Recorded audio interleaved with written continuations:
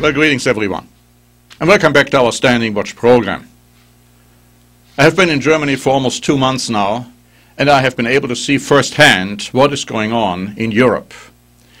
And we have told you, our viewers, for many, many months and years that the Eurozone will continue, that the Euro will not fail, that the European Union will become the most powerful bloc in the world. And as I was over there and I heard a lot about crises and problems, you might think, oh, well, that is not really realistic to believe that. But the Bible tells us very clearly that that is what's going to happen. Now, the British Sunday Times wrote an interesting article on May 20, 2012. And I'd like to read to you some excerpts from this article, because this article points out quite succinctly and correctly what is going on and what we can expect to happen. It says, where does it all end? What will be the outcome of the financial storm battering Europe and the single currency? Can the euro be saved? And if so, what will be the long-term consequences?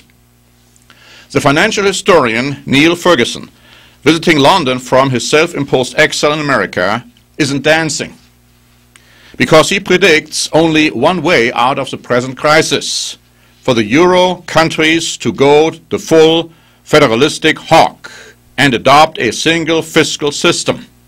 This is not the outcome he would have chosen.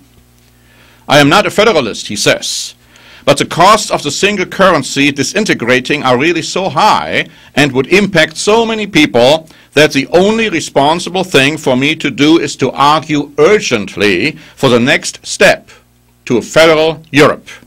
I see no alternative at the moment that isn't a great deal worse.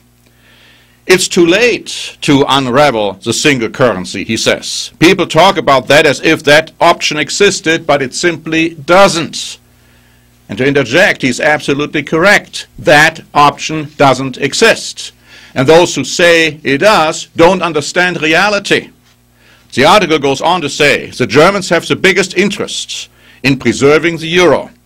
It has been highly advantageous to German business not to have a super strong Deutschmark. Anything that threatens monetary union is pretty threatening to German business. Absolutely correct.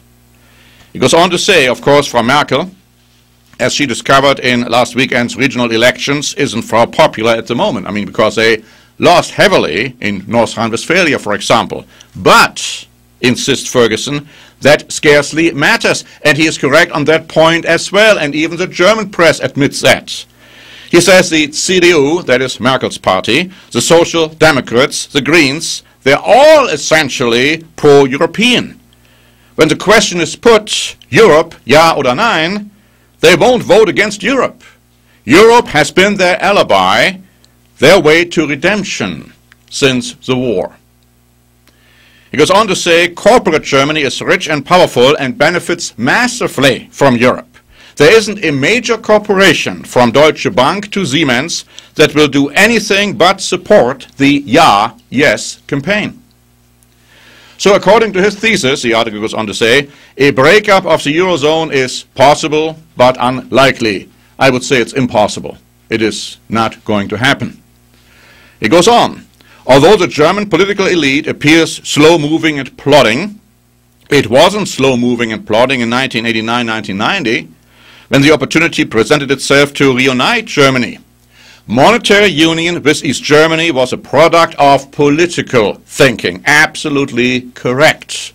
In order to unify Germany, they had to agree to the euro as part of a European unity.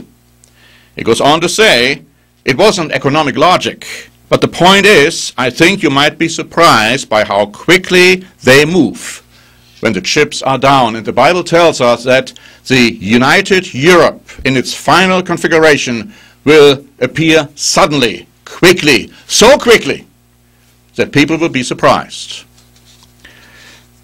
Going back to the article, it goes on to say, I think it's worth considering that the architects of the monetary union knew all along that it would lead to a crisis, and the crisis would lead to a federal solution. I am not quite sure how far that fact was articulated, but I think it was implicit. In fact, you could say it was actually designed. to create a crisis, he says. In the late 1990s, an internal paper circulated in the Bank of England about a hypothetical breakup of the single currency. It floated the idea that country I, and the supposed identity of country I could be speculated, but was never made explicit, would run an unsustainable deficit. Because there was no legal exit from the single currency, the cost of any exit would be sky high. And, Ferguson says, it was designedly so. That point was held good. They, the euro enthusiasts, have achieved what they wanted in that the level of financial integration has gone so far, it's almost impossible to undo. And it was always meant to be undoable, which is why there never was an exit clause. You were never going to get federalism by any other means. The article in the Sunday Times goes on to ask, if the current crisis does indeed see the creation of a federal state of Europe, where does that leave Britain? Now remember, my friends, we have also told you it's highly likely, very, very likely, that Great Britain will not be part of the Eurozone. Of course, they are not at this point, and it doesn't appear like they will ever be. This article says, would it want to be part of that new superstate? The answer is clearly no, Ferguson says. Here are the historian's headlines. The euro will survive, the European Union will become a federal state, and Britain could end up outside it. At the same time, an article was published by the EU Observer dated May 22, 2012, having this to say. The European Commission has said it will soon bring forward plans for an economic and political union.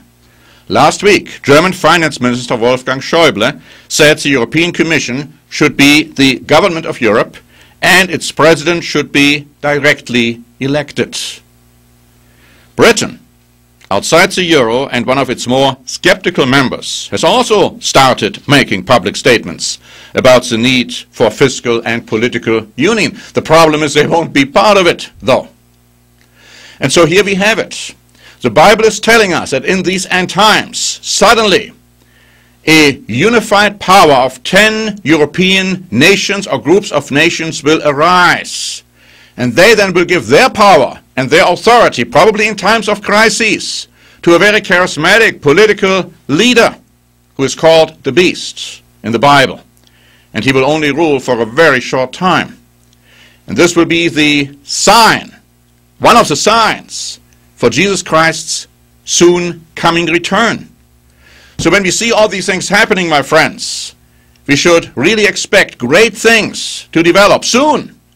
And as we have heard today, they are already developing in front of our very eyes. So we will keep you informed about what is happening, what is going to happen in the near future, because you need to know. It will affect your life. It will affect the lives of your loved ones. You can't afford being without that vital information.